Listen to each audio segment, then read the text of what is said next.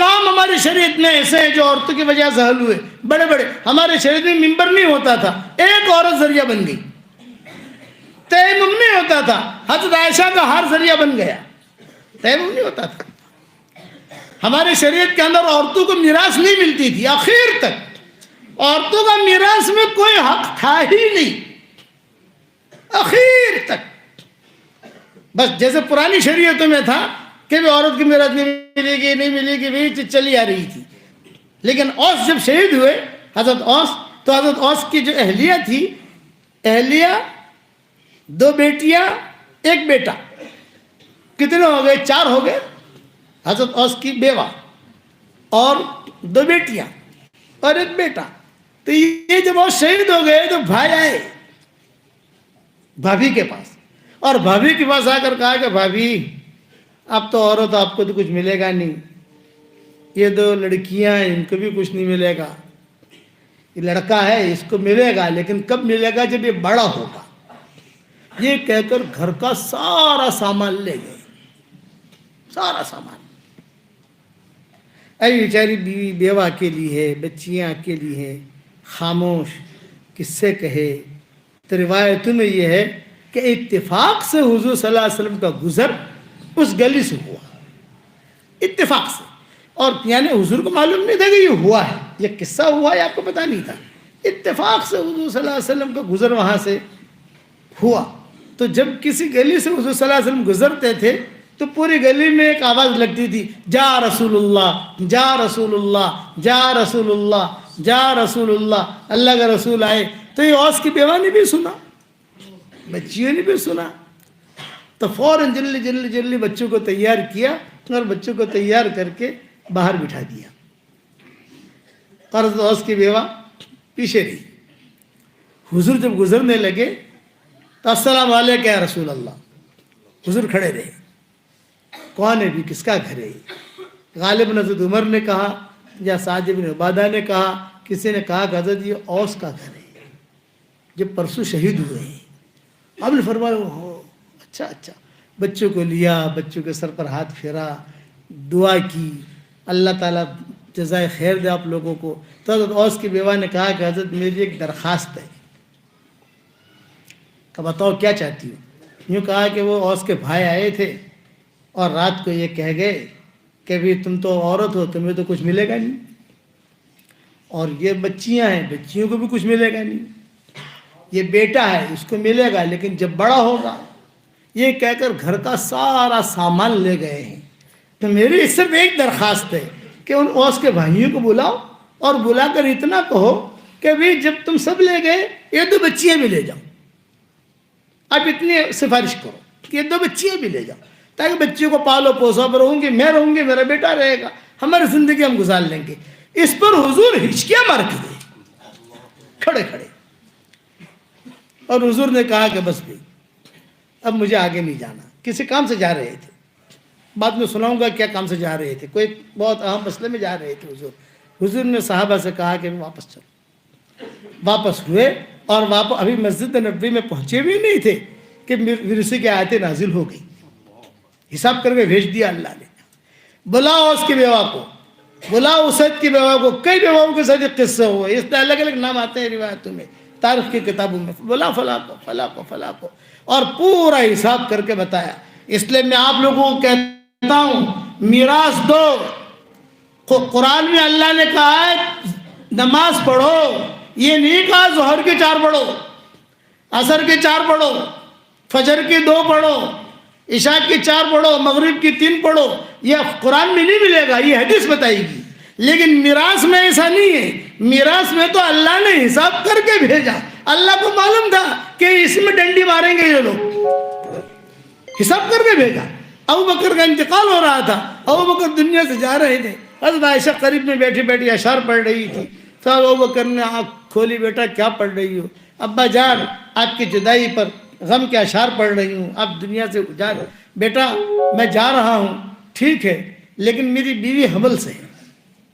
اپنے انتقال پر وصیت کی صدیق اکبر نے، میری بیوی حمل سے ہے، جب میرا انتقال ہو جائے تم ورثہ تقسیم کرو گی تو بیوی پیٹ میں جو بچہ ہے اس کا بھی حصہ لگانا.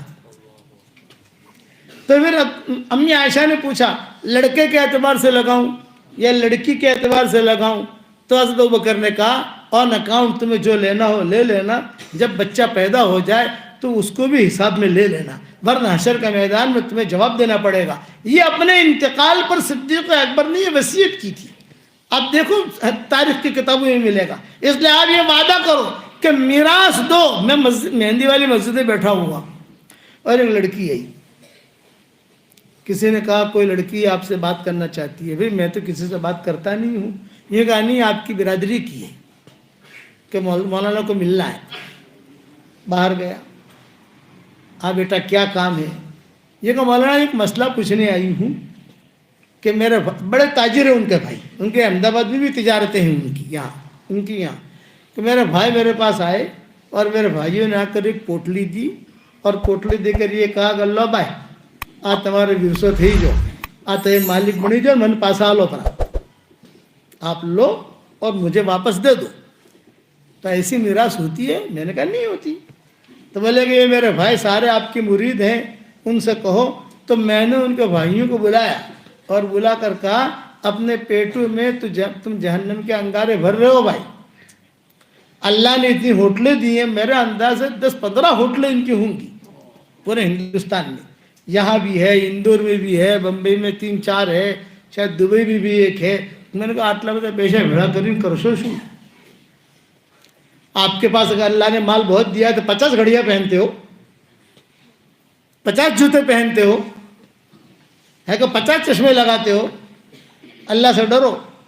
میں نے کہا اب تمہارے وہ دعوت کرتے تھے ہماری، اب آپ سے میری کٹی، جب تک اس کا ورثہ پورا دیتے نہیں ہو، مول صاحب کروڑوں روپیہ بھلے اربوں روپیہ تھا ہی، اللہ نے جہاں راشو سے تمہیں تمہارے گھجم تو تھوڑی آلو سے تمہارے بھائی۔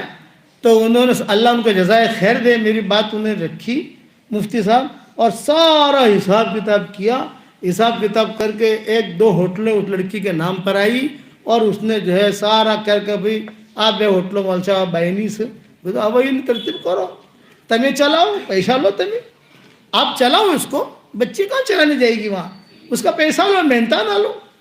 اس لیے آپ لوگوں کو بھی کہتا ہوں کہ میراث کا خیال رکھنا۔ حضور صلی اللہ علیہ وسلم نے کہا تھا دول کا مجھے ڈر ہے، چھوٹے بچے یتیموں کا مجھے ڈر ہے، عورتوں کا مجھے ڈر ہے۔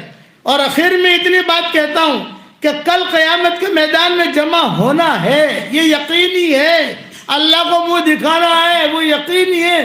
اس لیے دنیا کی زندگی کو ایسا سمجھو کچھ پتہ نہیں کون سی گلی میں انسان کی شام ہو جاتی ہے، اچھے چل دیتے ہیں۔ تو دین پر چلو گے انشاءاللہ 100 مرتبہ سورہ اخلاص پکا، وہ تو بات پکی ہو گئی اپنی، وہ تو 10 منگلے روزانہ بناتے رہنا اور دیکھنا، اس کے بعد تم دعا مانگو کہ اللہ میری یہ حاجت پوری کر، اے اللہ میری یہ حاجت پوری کر۔ میں یہاں گیا تھا مانگرول 2 ہے، ایک تو صورت والا قریب میں کوئی مانگرول ہے اور ایک کاٹھیاواڑ مانگرول ہے۔ 25,000 عورتیں جمع ہوئی تھی، کتنی 25,000 عورتیں مانگرول کے اندر۔ تو میں نے ان سے کہا تھا کہ میں نے 5 لاکھ مرتبہ دیا تھا ان کو، انہوں نے پورا کیا الحمدللہ۔ اب پھر سے 5 لاکھ پڑ رہی ہے وہ، میں نے کہا 5 لاکھ پورا کرو پھر آؤں گا مانگرول، انشاءاللہ ہماری فیس دو، 5 لاکھ پورا کرو پھر مانگرول سفر کروں گا۔ کرتے ہیں کرنے والے، ایسا نہیں کہ نہیں کرتے۔